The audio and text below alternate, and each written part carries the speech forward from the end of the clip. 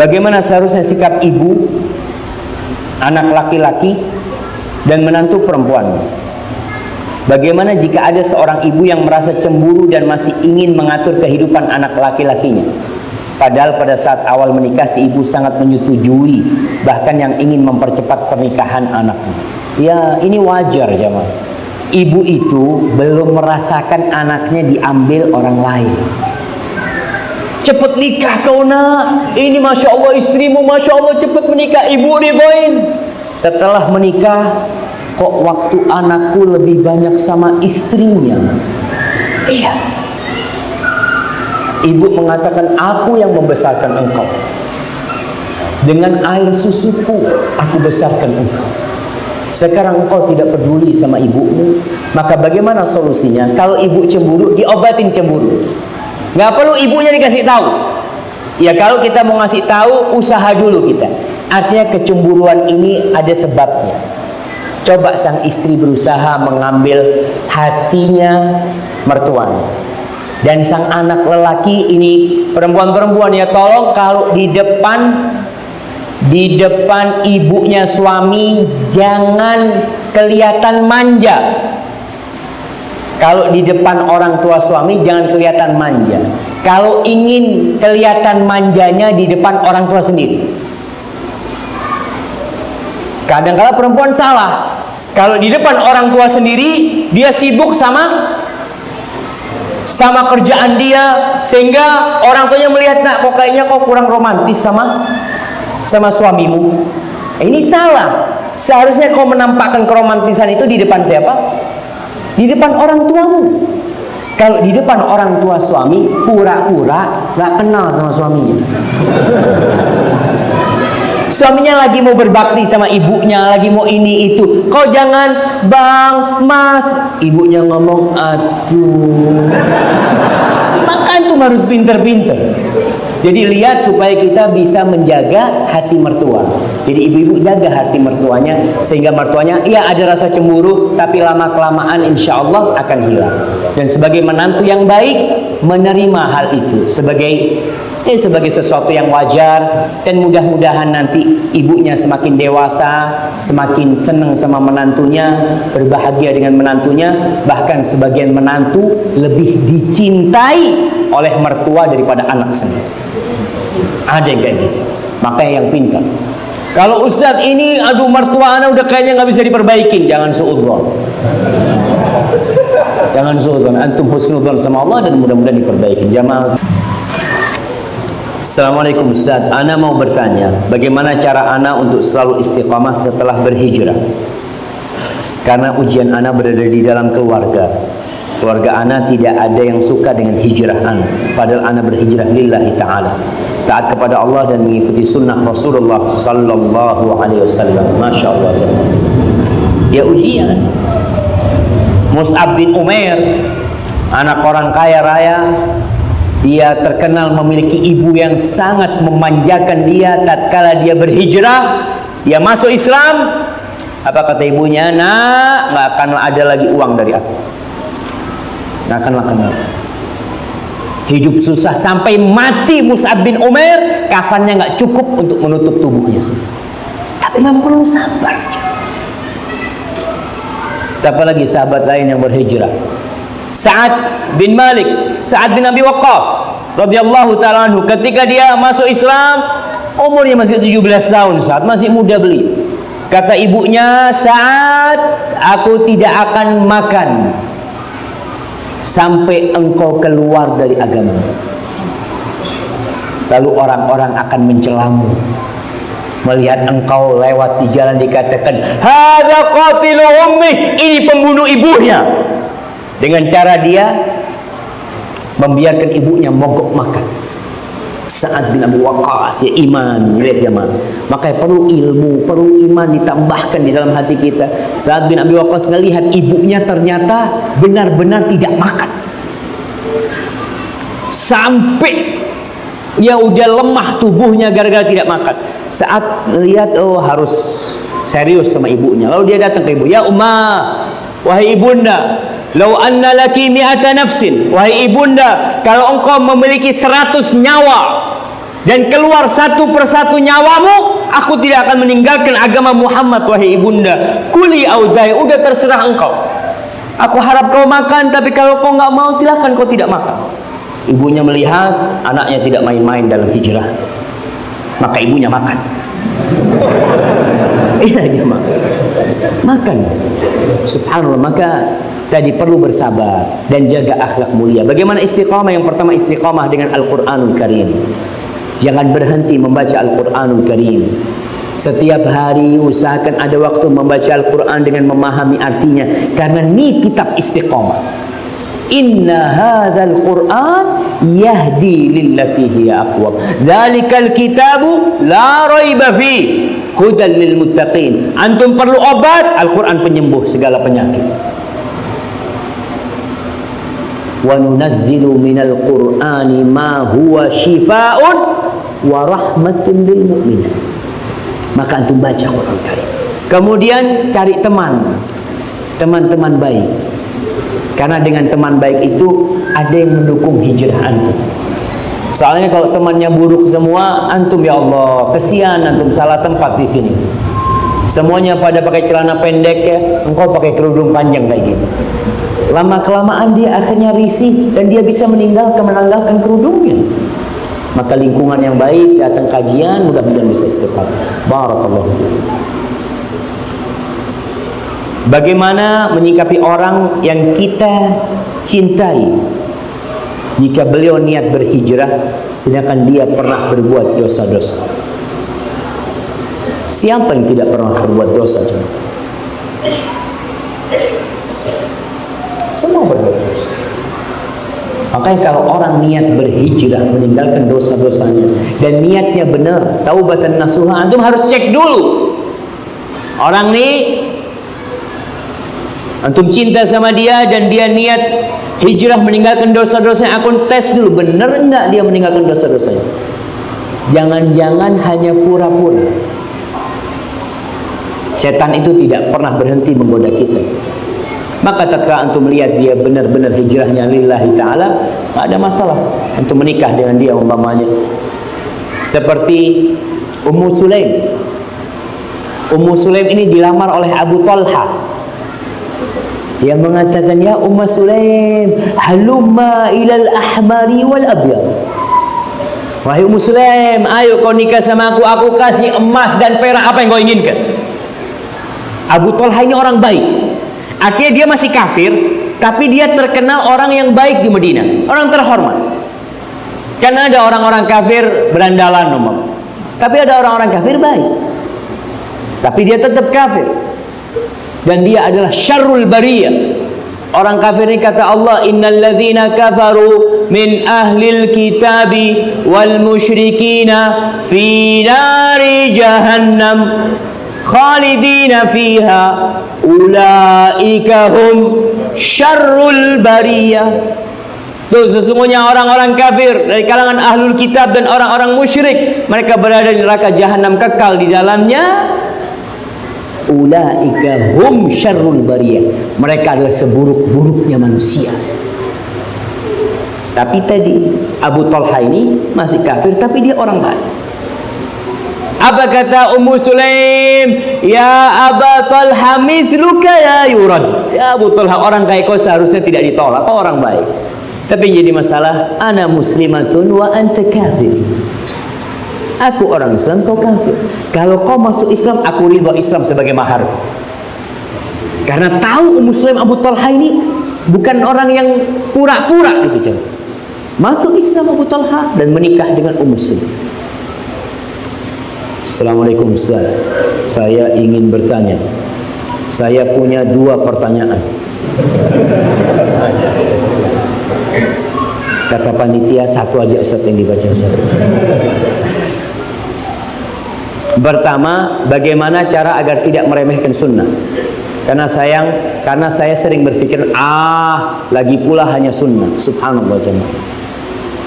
Sunnah ini perlu diingat. Arti sunnah itu bukan mustahab. Arti sunnah itu bukan yang dianjurkan saja. Sunnah ini memiliki makna yang luas. Tatkala dikatakan mengikuti sunnah Nabi, bukan berarti mengamalkan amalan yang dianjurkan oleh Nabi. Tapi mengikuti sunnah Nabi artinya mengikuti jalan hidup Rasulullah Sallallahu Alaihi Wasallam. Dan jalan hidup Nabi Alaihi Wasallam ada yang wajib-wajib, ada yang sunnah-sunnah, iya. Arti sunnah ini yang mustahab tadi. Tapi kita mengikuti sunnah Nabi SAW. Ketika dikatakan ini sunnah, jangan diremehkan. Nabi apa kata Nabi SAW? Masya Allah, hadiahnya nyampe jemaah. Barakallahu fikum. Nah, mana tadi yang jawab? Masya Allah, barakallahu fikum. Hayyakumullah. Baik, jadi sunnah itu ada yang wajib. Ada orang yang meremehkan sunnah, bukan termasuk umatnya Nabi Muhammad SAW.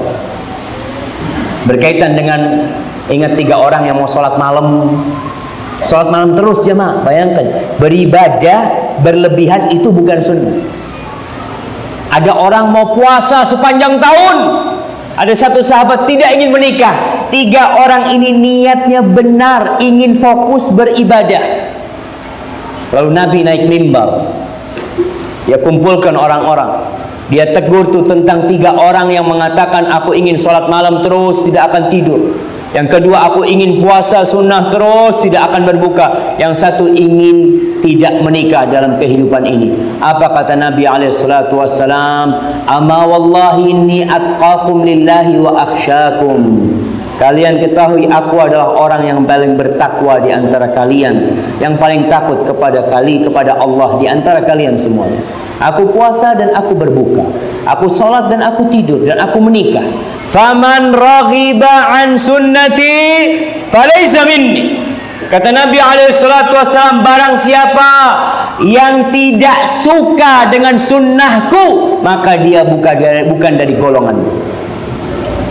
Maka yang mengaku umatnya Nabi Muhammad SAW, laksanakan sunnah.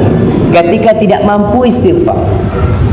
Dan ini bedanya istighfarnya orang yang soleh dengan orang yang banyak dosa. Orang yang soleh kadangkala istighfar gara-gara tidak sholat duha.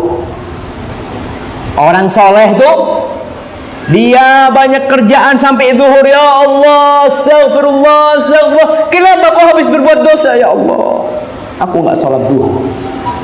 Itu orang soleh. Dia beristighfar dari amal sunnah yang dia tinggalkan. Dan bayangkan kita habis sholat, assalamualaikum, assalamualaikum, astagfirullah, astagfirullah. Maka tolong, bagaimana engkau tidak meremehkan sunnah? Kau lihat pahala sunnah itu. Sunnah itu diantaranya menjaga orang dari hal-hal yang tidak disukai sama Allah. Sunnah itu mengangkat derajatmu menjadi kau lebih dekat sama Allah Jalla Jalaluhu. Sunnah itu seperti jam lembur, sama lah kira-kira. Semuanya kerja sampai jam 4, antum sampai jam 8. Ada tambahan nggak? Ada tambahan. Kalau tambahan fulus, antum mau? Tambahan pahala, aduh, kayaknya udah cukup Ustaz. Kadang-kadang seperti itu orang. Itu akhirnya dia meremehkan sunnah. Barakallahu fiik. Bagaimana caranya agar kita bisa menasihatin atau mengajak seorang teman berhijrah, sementara teman kita ini kecanduan game? Ya jemaah, ini termasuk penyakit, wallahi sahih penyakit. Dan kita yang selamat dari game bersyukur sama Allah. Bersyukur sama Allah. Ana alhamdulillah gak suka game dari kecil. Tapi ana punya sepupu cinta sama game dari kecil. Kita punya Allah. Jadi memang ada orang yang seperti itu. Kita yang dikasih rahmat sama Allah gak cinta sama game, bersyukur. Sekarang berpikir bagaimana mengobatin orang yang cinta sama game. Jangan meremehkan orang itu. Ada orang main game terus istighfar, jemaah. Ya Allah, aku kepingin berhenti main game, ya Allah, astagfirullah, main lagi. Tapi antum melihat orang main game, Allah, waktunya tidak bermanfaat. Lihat kayak aku nih, sholat. Antum bisa jadi nggak diterima tuh amalannya gara-gara kesombongan antum. Jangan diremehkan tuh orang. Antum ajak dengan cara yang baik. Orang main game itu karena salah satu penyebabnya tadi udah candu. Yang kedua nggak ada kerjaan lain. Ada sekarang game yang namanya spinner. Apa? Yang Ana lihat orang main, ana ngomong, syuf, apa faedahnya? Menghilangkan stres. Jadi kalau mau tahu orang stres, lihat orang yang pegang spinner. Iya betul, karena dia katanya spinner ini untuk menghilangkan stres. Kalau spinnernya ditaruh di kantong, dia nggak stres sudah, alhamdulillah. Fadol duduk sama kita. Kalau masih stres jangan di sini. Karena itu katanya untuk menghilangkan stres. Wallahu a'lam. Anak punya anak mau beli spinner, beli spinner, Nah, apa manfaatnya? Katanya, yuk kita lihat YouTube, kata dia. Manfaat spinner, kata dia. Ana ngomong, nah ini yang bilang manfaat spinner ini, yang jualan spinner. Begini, spinner ini untuk melancarkan darah. Gimana melancarkan darah? Yang goyang itu, kalau tangannya yang goyang, itu dikatakan memang orang kalau lagi punya pikiran, dia goyangkan tangannya, dia goyangkan pena, goyangkan kakinya. Itu memang melancarkan darah karena badannya digerakkan. Tapi kalau spinner yang goyang apanya? Spinnernya yang goyang. Yang sehat siapa? Spinnernya. Kan antum Ustaz. Oh, dia maksa akhirnya. Ya ini termasuk game mungkin. Orang akhirnya kecanduan. Ada yang kecanduan spinner, ada yang kecanduan game macam-macam. Bagaimana ngobatinnya? Ya dikasih aktivitas. Apa saja aktivitas yang bermanfaat? Diajak main. Karena permainan yang nyata sekarang sudah sedikit. Dulu waktu anak SD, Masya Allah, waktu yang seumur anak lah, waktu SD itu ada mainan yang patik lele apa? Patik lele ya, Masya Allah. Itu orang jadi pinter dan sehat. Ada permainan yang namanya benteng. Nah, yang kejar-kejaran. Itu anak-anak ya pulang ada yang punggungnya memar, tapi sehat dia. Sampai rumah tidur. Kalau main game sampai rumah nggak bisa tidur karena dia nggak capek. Tapi kalau olahraga yang dulu itu membuat energi ini keluar. Makanya sekarang nih kita perlu menghidupkan kembali. Menghidupkan apa? Ya permainan-permainan kuno itu untuk mengalahkan permainan yang ada. Karena anda lihat, Masya Allah, game-game itu ada game part 1, part 2, Masya Allah. Dan kadangkala orang sudah tua, sudah putih jenggotnya, di pesawat anda lihat main game yang apa? Yang bundar-bundar bola-bola itu, ketawa sendiri anda lihat, Masya Allah. Ya, alhamdulillah, alhamdulillah ya Allah, anda nggak suka itu. Dan bersyukur, antum jangan meremehkan orang itu, mudah-mudahan dia bertobat sama Allah SWT. Ustaz, mohon dijelaskan apa hukumnya bagi seorang wanita yang mengikat rambutnya tinggi-tinggi. Ya, kalau dia ikat rambutnya tinggi-tinggi untuk suaminya, ahlan wa sahlan, apa-apa. Yang jadi masalah diikat tinggi-tinggi kalau keluar rumah. Kalau sampai rumah dilepas. Kenapa? Aduh, nggak enak dari tadi. Terus dari tadi kenapa? Ya supaya gaya. Maka jangan. Karena itu termasuk yang tidak diperbolehkan sama Rasul SAW. Dan di zaman Nabi belum muncul. Artinya orang berkerudung di masa Nabi belum muncul yang kayak gitu tuh. Yang seperti punuk onta ya, Masya Allah. Itu ada jamaah yang rambutnya dikasih botol yang dipotong. Botol dipotong ditaruh di sini ya, ya Allah. Hanya untuk dilihat orang. Janganlah. Perempuan silahkan kau bersolek, silahkan kau berhias, tapi untuk suami silahkan. Tapi kalau untuk orang lain jangan. Karena Allah mengatakan waqarna fi buyutikum. Wahai para wanita, kalian tinggallah di rumah kalian. Kalau kalian harus keluar, wala tabarrajna tabarrujal jahiliyatil ula. Kalian jangan bertabarruj seperti orang-orang jahiliyah yang terdahulu, jangan. Makanya anak kalau sudah sampai ke ayat ini, anak ingin mengingatkan kepada orang-orang yang mengatakan kalau jilbab itu tradisi Arab. Nggak ada orang Arab pakai jilbab, nggak ada. Orang Arab itu separuh dadanya kelihatan, rambutnya kelihatan. Arab jahiliyah ya, sebelum datangnya Islam. Artinya pakai jilbab itu bukan tradisi, tapi itu syariat Islam. Karena ada yang mengatakan tradisi Arab. Kata siapa? Kau lihat orang-orang Arab yang tidak beragama Islam dengan benar pakai jilbab. Enggak mereka. Mereka buka-buka. Kau lihat orang-orang Arab yang berada di Libanon umpamanya, sebagiannya non-muslim mereka orang Arab. Di Mesir pun seperti itu. Maka ingat, jilbab itu bukan tradisi tapi syariat. Barakallahu fikum. Anda lihat sudah banyak pertanyaan di sini. Anda baca nih.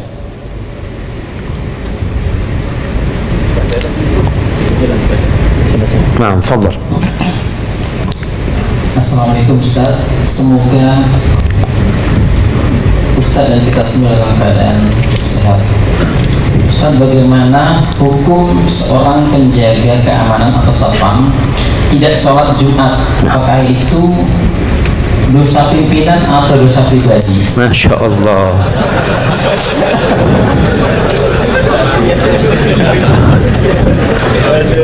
Nah, jadi jamaah, kalau kondisinya memang benar-benar harus dijaga dan harus ada yang menjaga. Kalau tidak dijaga akan terjadi sesuatu yang tidak diinginkan. Maka boleh ketika itu dia tidak sholat Jumat, tapi bergantian dengan temannya. Jangan terus tidak sholat Jumat. Maka tetap harus berusaha untuk tidak selalu meninggalkan sholat Jumat. Katakan kepada atasannya, anak jangan terus-terusan, gantianlah.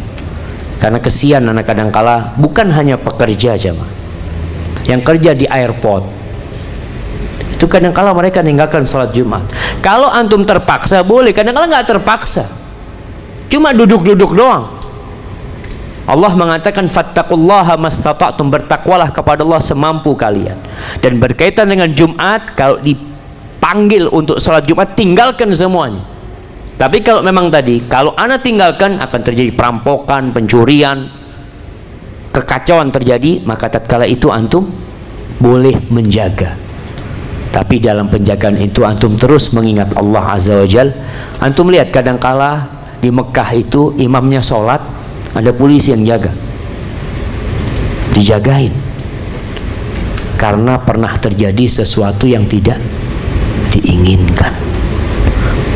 Maka pada waktu itu jadi uzur dia untuk tidak sholat Jumat. Tapi ingat, tidak selalu. Dan usahakan kalau ada yang non muslim, ada yang kafir, ya biarlah dia yang jagain. Antum gantian sama dia. Antum katakan, ana ganti antum, gaji ana hari itu buat antum, full ana kasih antum semuanya. Nggak apa-apa cuma demi untuk beribadah kepada Allah Azza wa Jalla. Barakallahu fikum. Nah, selanjutnya ada dua pertanyaan tapi saya singkat Ustaz. Yang pertama, Ustaz kerja di kantor pajak halal atau haram? Pertanyaan selanjutnya dari Sahrudin Banten, apakah rezeki halal dan haram yang kita dapatkan sudah ditulis di Lauhul Mahfuz atau tergantung kita yang mencarinya? Jika rezeki sudah ditulis untuk saya 100 triliun dolar, tapi saya banyak melakukan dosa, apakah Allah tetap memberikannya kepada saya yang berdosa atau tidak memberikannya? barakallahu fikum. Nah, kalau berkaitan dengan kerja di kantor pajak, kayaknya itu Ustadz Irwandi yang bisa jawab. Jadi memang ana berharap negeri kita bisa memiliki pendapatan yang lebih berkah daripada menarik pajak tersebut. Sedih ketika melihat dia supir Mikrolet makan di warung, dia harus bayar pajak, padahal penghasilan dia sangat sedikit sekali. Dan sebuah negara boleh ngambil pajak dari rakyatnya dalam kondisi darurat, ketika memang negara itu tidak memiliki sumber pendapatan. Ketika dia satu kondisi, ya kalau ana lihat pada waktu umat Islam mau menghadapi Tatar di Ain Jalut, itu Sultan Qutus pada waktu itu bermusyawarah sama ulama, gimana kita nggak punya duit ini, boleh nggak kita ambil uang dari rakyat, kata dia. Dikatakan oleh ulama pada waktu Al-Izz bin Abdussalam, boleh dengan catatan semua yang ada di perbendaharaan kerajaan itu dikeluarkan semua dan nggak cukup, baru engkau ambil dari rakyat pada waktu itu. Dan akhirnya Allah kasih berkah kehidupan seperti itu. Ada pun pertanyaan yang kedua berkaitan dengan apakah rizki kita sudah ditulis di Lauhul Mahfuz? Ya, semuanya sudah ditulis. Bukan cuma rizki, hidup dan mati kita pun udah ditulis. Jadi kalau antum mengatakan kalau rizki ana mamanya berapa? 100 triliun dolar. 100 triliun dolar. Insyaallah. 100 triliun dolar itu sama 2 rakaat sebelum subuh, lebih bagus mana jemaah? 2 rakaat sebelum subuh. Antum mungkin, aduh, betapa besarnya 100 triliun. Aduh, dengan 2 rakaat sebelum subuh kalah tuh jemaah. Kalau rezeki antum 100.000 triliun dolar lagi jemaah. Udah ditulis di Lauhul Mahfuz. Apakah tetap akan sampai kepada antum walaupun antum melakukan dosa? Yang pertama, antum tidak tahu dengan yang ada di Lauhul Mahfuz. Kita nggak tahu. Yang kedua, tugas kita berusaha dan bekerja, memohon kepada Allah Azza wa Jalla. Yang ketiga, tinggalkan dosa, karena dosa itu termasuk penghalang dari rizki. Innal abda la yuhramur rizq bidzambi yusibuhu. Hamba itu bisa dihalangi dari rizki gara-gara dosa yang dia lakukan. Gara-gara dosa antum kehilangan rizki antum. Kalau antum berpikir rizki itu hanya duit, bukan jamaah. Bisa jadi rizki kita itu 2 rakaat sebelum subuh.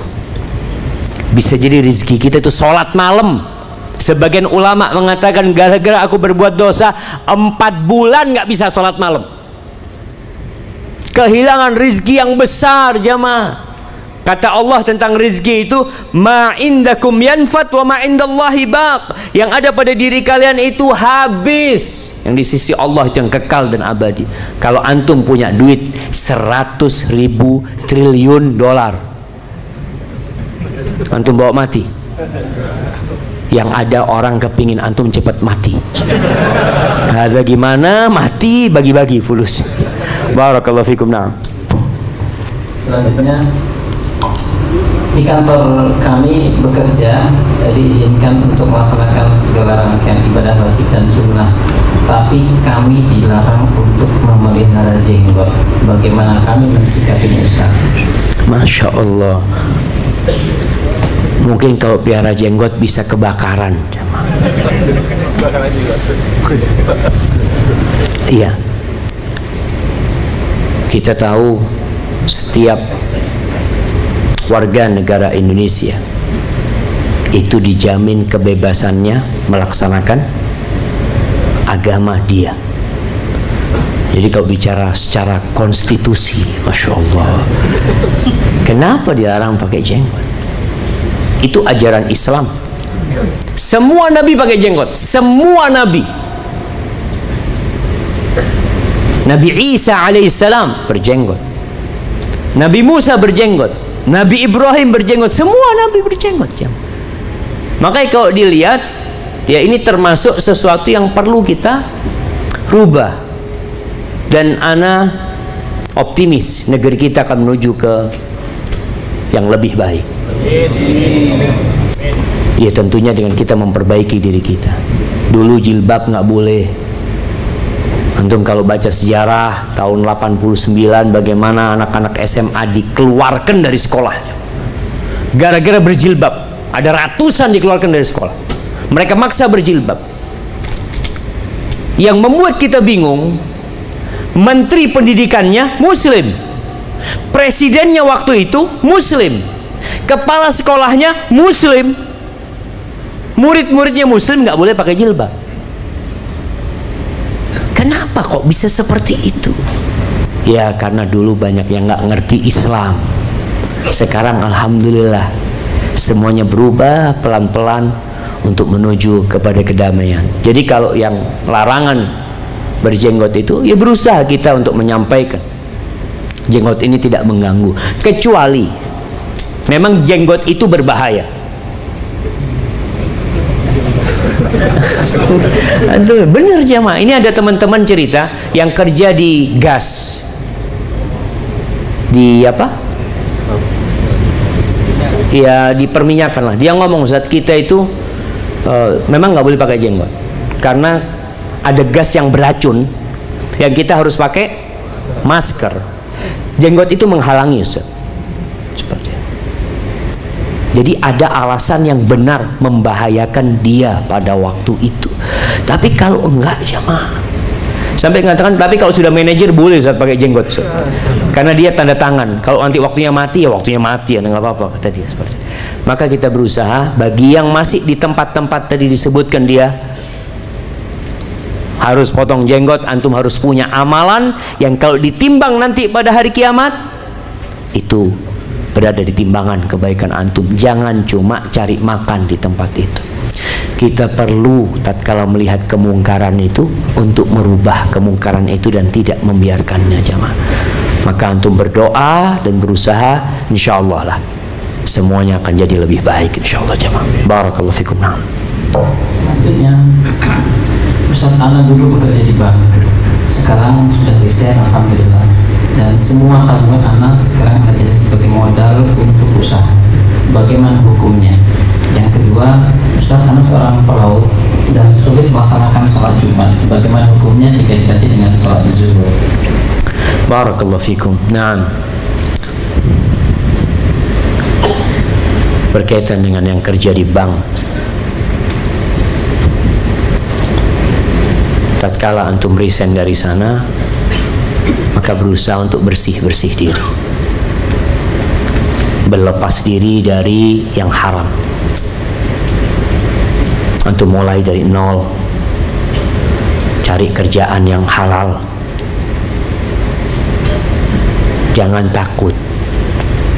Para sahabat Nabi ketika hijrah itu mulai dari nol. Rumah nggak punya, kendaraan nggak punya. Di mana mereka hidup? Tidur di masjid. Maka antum berusaha untuk bersih-bersih dari hasil yang haram. Yang halal antum jadikan modal, tapi yang haram antum lepaskanlah, antum berikan kepada fakir miskin, kepada siapa. Jadi antum memulai dengan yang baik dan insya Allah Allah akan bimbing antum. Mungkin akan susah yang biasa naik mobil bagus, yang biasa dihormatin orang, sampai anak ketemu dengan seorang manajer, masya Allah, dia jualan kue, bantuin istrinya, dan dia katakan, sekarang anak Ustaz bahagia sekali, Ustaz, dengan yang halal yang Allah berikan kepada kami. Maka berusahalah antum untuk mulai dari nol, bersih-bersih, yang haram semuanya antum keluarkan dan antum mulai dengan yang halal. Ada pun pertanyaan yang kedua tadi berkaitan dengan seorang pelaut. Seorang pelaut kalau dia musafir memang nggak wajib sholat Jum'ah. Jadi sholat Jumat itu buat orang yang muatin, yang tinggal di tempat tersebut. Kalau antum di kapal laut, ya, di sana antum sebagai musafir, ya selama perjalanan itu antum nggak wajib sholat Jumat, gantikan dengan sholat zuhur. Dan buat para pelaut, buat para pelayar ini jamaah, maka tolong jaga Allah Azza wa Jalla, karena kadangkala di kapal itu banyak yang nggak sholat, banyak yang minum-minum. Kalau merapat biasanya, ya kenapa banyak tempat maksiat itu di dekat pelabuhan? Karena seperti itu, banyak orang-orang yang tidak menjaga Allah Azza wa Jalla. Usahakan ketika antum berada di kapal tersebut, antum jadi lentera buat mereka, menerangi teman-teman yang ada di sana. Barakallahu fikum. Selanjutnya, apa Ustaz, bolehkah menggunakan uang syubhat yang didapatkan dari kantor untuk bayar pajak motor misalnya? Yang kedua, Ustaz, bidang kerja apa atau tempat kerja apa saja yang diharamkan dalam Al-Quran?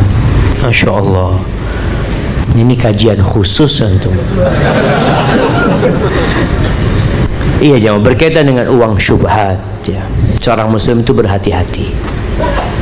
Rasul sallallahu alaihi wasallam mengatakan, al-halalu bayyinun wal haramu bayyinun. Yang halal itu udah jelas, yang haram itu udah jelas. Wa bainahuma umurun mushtabihat. Di antara halal haram ini ada yang syubhat, yang kayaknya boleh tapi dari satu sisi kok kayaknya nggak boleh. Apa tugas kita? Yang syubhat itu tinggalkan. Itu lebih selamat buat kita. Lalu kalau bertanya mana yang halal dan mana yang haram, sejatinya yang haram itu terbatas. Jadi yang haram itu terbatas, yang halal tidak terbatas. Jadi yang haram itu sudah disebutkan. Apa yang haram? Riba, judi, nipu. Nggak banyak cuma. Yang halal banyak. Makanya sebagian orang itu mengatakan cari yang halal aja susah, apalagi yang haram. Cari yang kebalik, cari yang haram susah, apalagi yang halal. Memang dari dulu yang haram itu susah. Dari dulu yang haram susah, yang halal itu mudah. Orang mau mencuri selalu susah, orang mencopet selalu susah, orang mau ngerampok selalu sulit. Tapi orang mau cari yang halal, antum lihat tiap pagi orang naik busway, Masya Allah, rame. Cari apa mereka? Cari yang halal. Ada di dalam satu pencopet, dia cari yang haram, biasanya penuh ketakutan dia. Maka nasihat anak tadi, kita perlu belajar. Ketika antum mau bekerja, antum tanya, konsultasi kepada guru agama, kepada orang yang ngerti agama. Ustadz, kerjaan anak boleh apa enggak? Karena ada sebagian ustadz yang mungkin kerjaan kamu ini ya syubhat, tapi antum banyak sodakoh aja. Gimana banyak sodakoh? Tadi katanya sodakoh dari yang halal. Kalau syubhat di sodakoh kan nggak dapat pahala gitu. Hadza wallahu a'lam bishawab. Selanjutnya, Ustaz, Anda bekerja di sebuah kantor yang lingkungannya karyawannya suka gibah atau menceritakan orang lain, dan Anda bergabung dengan lingkungan seperti itu hingga Anda resign. Nah, tatkala Anda mencoba untuk cuek, HRD malah memberikan SP untuk Anda. Mohon pencerahannya Ustaz. Barakallahu. Nah, seorang muslim itu harus gaul. Kata Nabi SAW, alladhi yukhalitun nas wa yasbir ala adhahum khairun min alladhi la yukhalitun nas wa la yasbir ala adhahum. Yang gaul sama manusia dan sabar disakiti oleh mereka, diganggu sama mereka, lebih baik daripada muslim yang gak gaul, yang dia menyendiri dan tidak sabar disakiti oleh manusia. Tapi dalam pergaulan kita ada adab-adab dan etika yang harus dijaga. Salah satunya ya jangan ngomongin orang. Kalau ternyata dalam pergaulan itu mereka sibuk gibain orang, di sini tugas seorang muslim menjadi lentera yang menerangi. Antum harus mewarnai mereka. Kadangkala teman-teman ngobrol ini nggak punya bahan yang diobrolkan, nggak ada. Bahan paling mudah untuk diobrolkan apa? Daging manusia, riba, ngomongin orang. Jadi ketika mereka ngomongin orang, antum sampaikan, afwan lah, kita kalau bisa ngomongin yang lain lah. Ustaz, nanti anak dibenci sama teman, biar mereka nggak suka sama antum. Kita itu nggak harus mencari keridhaan manusia. Sampai ada seorang mengatakan, bagaimana dia mengatakan kepada Allah Azza wa Jal, laitaka tarda, laitaka tahlu, wal hayatu mariratun, wa laitaka tarda wal anamu ghidabu. Andai kata engkau manis sama aku ya Allah, kalau hidup ini pahit aku nggak peduli ya Allah. Andai kata engkau ridha sama aku dan seluruh manusia itu benci sama aku nggak peduli sama mereka. Laita alladhi baini wa bainaka amiru wa baini wa bainal alamin kharabu. Andai kata hubunganku sama engkau terjaga ya Allah, dan hubunganku dengan alam semesta ini rusak, aku nggak peduli.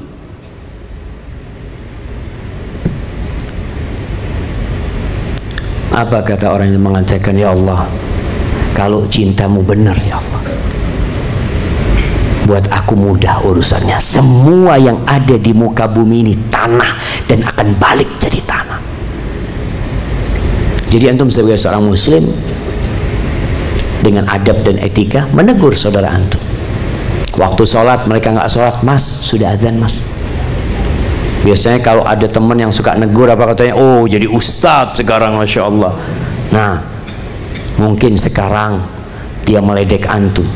Suatu hari akan ada orang-orang beriman yang menertawakan orang-orang seperti itu. Maka tetap antum kalau tadi ditegur sama HRD, datang kepada dia, sampaikan alasan antum, mohon maaf ana nggak bergaul karena ini dan itu, tolong dikasih nasihat. Apa yang harus ana lakukan? Seperti yang antum tanyakan kepada ana, tanyakan kepada HRD. Kalau dia mengatakan HRD, aduh ana nggak paham agama ini, ya gimana kalau kita undang ustadz kajian di tempat kita supaya memberikan nasihat buat teman-teman yang masih suka ghibahin tadi jamaah. Hadza wallahu a'lam bissawab. Terakhir Ustaz, bagaimana hukumnya menikahi janda dengan wali hakim karena orang tua si janda tidak setuju dan tidak menerima anak? Padahal anak sudah sering jalan bareng bersamanya saat berangkat kerja maupun pulang. Padahal anak sering sholat, sedekah, dan melakukan amal-amal kebaikan yang lain. Tapi kenapa anak masih bermaksiat? Apakah ada hubungannya dengan pekerjaan yang kurang halal? Anak bekerja di perusahaan di mana sumber dananya dari bank, padahal perusahaan anak jual beli sembako, tapi modal perusahaan dari bank. Barakallahu fikum jamaah. Ya antum kalau jandanya nggak mau sama antum, dicari yang gadis. Tapi yang jadi masalah jandanya mau sama antum. Akhirnya antum berusaha untuk menghalalkan hubungan itu walaupun tidak diridhai oleh walinya. Tapi janda ini memang berhak menikahkan dirinya, tapi bukan berarti tanpa wali. Kalau walinya tidak mau menikahkan, maka antum bisa, bukan antum, calon istri antum itu bisa melakukan gugatan wali adl. Di pengadilan agama itu ada wali yang menghalangi putrinya atau saudarinya untuk menikah. Kalau alasannya tidak syar'i, nanti perwaliannya akan dipindahkan oleh hakim kepada yang berhak. Tapi mungkin itu tidak terlalu penting buat antum, karena ana lihat ya, antum sebutkan tadi antum suka jalan bareng sama dia. Banyak terjadi perzinaan jamaah gara-gara ikhtilat, campur baurnya laki dan perempuan. Ada seorang teman, dia pernah ada ribut sama istrinya, akhirnya dia mungkin sebulan tidur di hotel. Subhanallah, selama dia di hotel dia sering melihat teman-teman sekantor dia berzina. Na'udzubillah. Pulang kerja nggak pulang ke rumahnya, ke hotel dia lihat, loh ini teman-teman. Kenapa? Karena pergaulan bebas tadi, berduaan, ngobrol bareng ya. Padahal fitnah terbesar kaum lelaki itu perempuan. Kalau antum dititipin uang 1 triliun antum, nah kalau kita titipin di kamar antum fulus 1 triliun, kira-kira aman nggak? Aman insyaallah. Kalau kita titipin 1 janda di kamar antum, 1 bukan 1 triliun, 1 janda. Wallahu alam, kita kasih hadiah buat antum, masyaallah. Wallahi jamaah, wallahu alam, sahih jamaah. Nggak tahu kita jamaah. Makanya tugas antum yang pertama adalah bertobat kepada Allah Azza wa Jalla, minta ampun sama Allah. Katakan kepada perempuan itu, sudah, ana akan melamar antum, kalau ditolak tolong anti urusin perwaliannya, antum mau bantu tafadhol, tapi hubungan ini harus diputus. Jalan-jalan bareng ya, ngobrol bareng, makan bareng, Ada banyak dosa yang dilakukan sebelum pernikahan yang menyebabkan pernikahan tidak berkah. Sebagian orang na'udzubillah sudah berzina sebelum nikah. Ketika dia menikah, dia pikir dosa zinanya selesai. Siapa yang bilang selesai? Akan ada hisab, kecuali antum bertobat dan tobatnya diterima oleh Allah Azza wa Jalla. Kalau antum katakan apa mungkin ini karena dampak pekerjaan, banyak dampak yang menyebabkan kita itu terhalangi dari kebaikan. Salah satunya makan yang haram. Maka tugas antum adalah bertobat kepada Allah Azza wa Jalla. Katakan kepada perempuan ini, sudah sampai di sini, anti urusan surat itu, ana akan jaga diri ana. Kalau tidak jamaah, tadi hidup kita akan jauh dari berkah. Kerjaan kita yang harapannya ya bernilai ibadah, akhirnya jadi untuk bermaksiat kepada Allah Azza wa Jalla. Hadza wallahu a'lam bissawab. Nah. Terakhir saya lagi. Nah. Ini permohonan dari DKM. Apakah pelayanan kepada jamaah tidak maksimal, yaitu dengan tidak menyiapkan tempat istinja yang tidak sunnah alias kencing berdiri padahal dana ada? Masya Allah. Taib, memang DKM masjid itu bertanggung jawab memberikan pelayanan yang sesempurna mungkin buat jemaah yang sholat. Ketika masjid itu wangi, ketika masjid itu nyaman, ketika DKM itu Masya Allah karpetnya dibelikan yang empuk, insya Allah setiap orang yang sholat dia akan dapat pahala. Kalau bicara toilet ini di banyak masjid memang ya kurang bersih. Sampai kita di Jember itu mudah-mudahan bisa terwujudkan. Kita mau bikin tim yang kerjanya cuma bersih-bersih toilet dan tempat duduk masjid. Kita akan kirim tuh, bersih-bersih itu aja. Kalau masjidnya kadang-kala bersih, toiletnya yang nggak bersih. Adapun berkaitan dengan tadi istinja, kembali kepada hukum, kencing berdiri ini boleh apa tidak? Boleh apa tidak? Ada yang bilang boleh, ada yang bilang tidak. Jadi masalahnya memang ada khilaf di antara para ulama. Rasul sallallahu alaihi wasallam pernah kencing berdiri, tapi kebiasaan beliau kencingnya duduk sallallahu alaihi wasallam. Tapi bukan berarti kencing berdiri bid'ah. Dia bid'ah kencing berdiri, enggak. Yang sunnah artinya yang lebih sering Nabi sallallahu alaihi wasallam adalah duduk. Tapi kencing berdiri diperbolehkan, tidak dianjurkan. Kalau pihak masjid bisa memberikan tempat kencing yang lebih tertutup jamaah, bukan cuma masalah berdirinya. Kalau berdiri tadi Anda sampaikan ada khilaf di antara para ulama, masalahnya itu tertutup. Kadangkala orang kencing itu sambil ngobrol dilihat, astagfirullahaladzim, yang ini dosa. Ini yang dosa. Artinya kita menyiapkan tempat kencing yang menyebabkan aurat terlihat. Maka usahakan lebih tertutup lah, lebih tertutup. Pihak masjid, dia tadi apalagi kalau dananya ada, bisa memberikan kenyamanan kepada jamaah, ya insya Allah itu akan lebih mulia jamaah. Dan fulus bukan fulus antum juga jamaah, fulusnya umat gitu jamaah. Berikan pelayanan yang terbaik ya di mana-mana lah, di masjid, di bagian toiletnya. Kemudian masjid ini ada satu hal yang buat anak agak bersedih. Kenapa kok nggak ada rak Quran di depan sini? Ya di belakang sana yang baca, yang di sini orang akhirnya mau ke soft pertama itu. Anak sering masuk ke soft pertama itu mau ngambil Quran harus ke belakang. Maka usahakan di masjid manapun di depan itu ada rak Quran yang taruh di tembok lah atau gimana, sehingga orang ke soft pertama. Jadi ketika duduk di soft pertama depan ada Quran, mau tidak mau ya dia pegang Quran. Karena kadang-kala di soft pertama baca Qurannya pakai handphone. Karena jauh tempat Quran. Ini termasuk pelayanan kepada jamaah. Kemudian Quran, ada Quran terjemahan. Hadza wallahu a'lam bissawab. Itu yang bisa Anda sampaikan jamaah. Apabila yang Anda sampaikan benar, itu dari Allah Azza wa Jalla.